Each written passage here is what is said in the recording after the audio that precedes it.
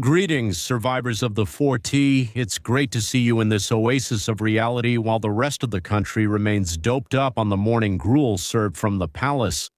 Today, instead of discussing alternative facts, we're focusing on the reality consuming us as we debate the extradition of the troublesome fuel-thieving nephew. Welcome to this exercise in informational masochism. Without further ado, let's get to it. Let's wake up from the coma. We've been digging this hole for 7 years. It feels like it was just yesterday, but we've already spent more than 7.5 years submerged in this transformation that turned out to be more of a Kafka-esque mutation.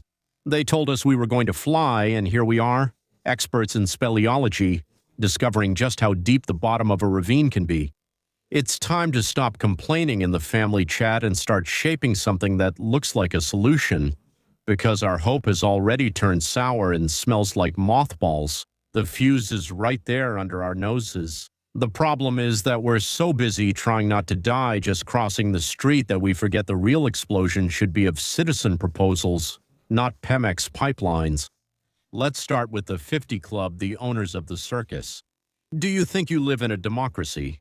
The reality is that the fate of 140 million Mexicans, yes, including you who think your vote for the lesser evil changed something, is in the hands of an elite more exclusive than a golf club. Well, let me tell you that there are no more than 50 of them, talking about the leaders of the 6 parties that act as our favorite parasite placement agencies: Morena, PAN, PRI, MC, Verde, and PT. But let's be realistic, let's not fool ourselves. At that poker table, Morena has 55% of the chips, and that percentage has a single owner, a single name, and a single will that operates from a ranch in Palenque, while his lackeys keep talking to us about austerity. The other 45% is held by the opposition. These 50 people are, in practice, our bosses. They decide who gets on the ballot, who gets the budget, and who is going to lie to us in the next campaign ad. Some pretend to be the ones in power, and others pretend to be against the first group staying there.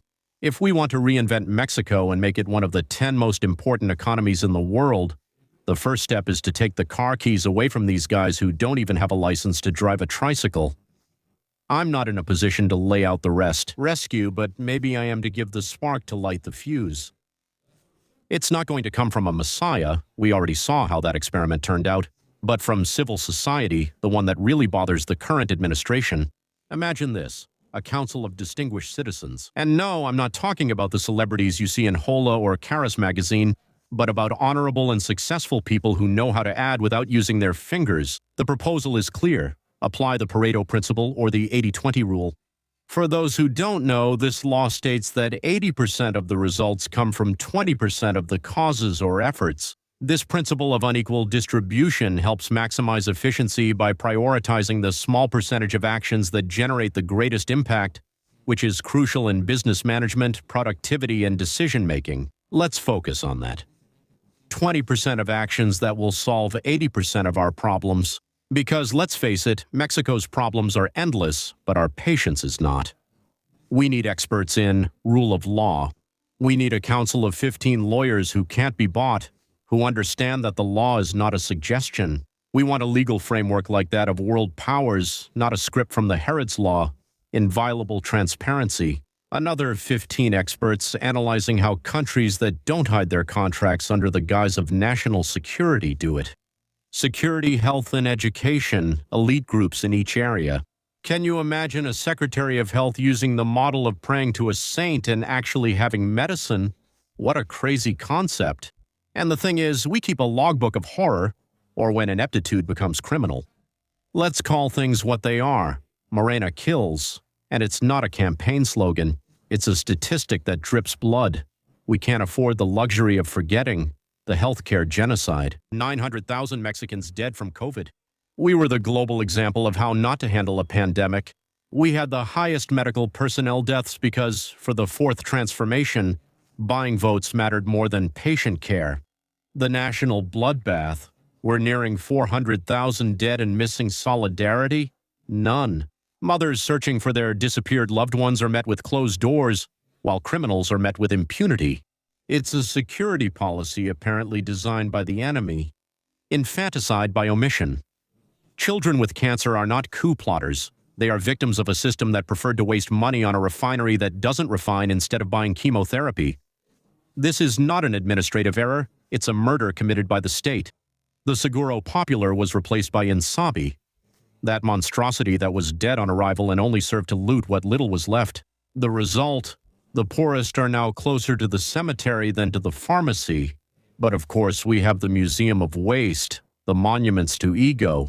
When it comes to destruction, the Fourth Transformation regime deserves a Pritzker Prize for national demolition. Here's a short list of the achievements in destruction. Fuel tax fraud, a verifiable hole of more than 600 billion pesos. The theft changed hands, but not in size. Destruction of the CFE. We went from an efficient company to a dinosaur that hates clean energy and gives us first-world blackouts.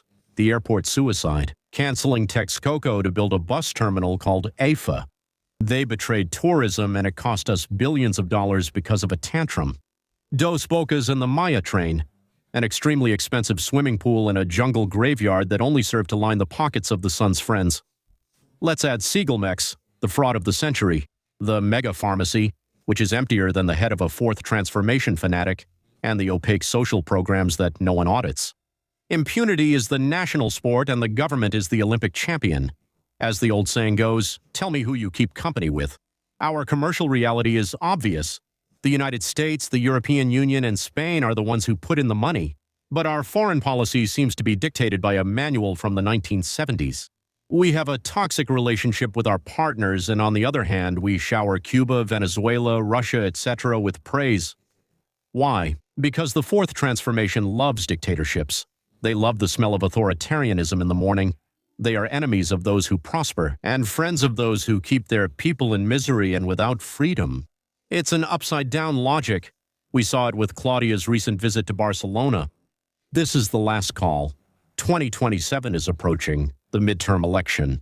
Don't be fooled by shallow candidates who dance on TikTok or have a toothpaste commercial smile. We've already learned that charisma doesn't fill the fridge or stop bullets. It's not enough to just go vote and take a picture with your inked finger. We must get involved, demand citizens' input, and stop allowing 50 people to play Jenga with our future.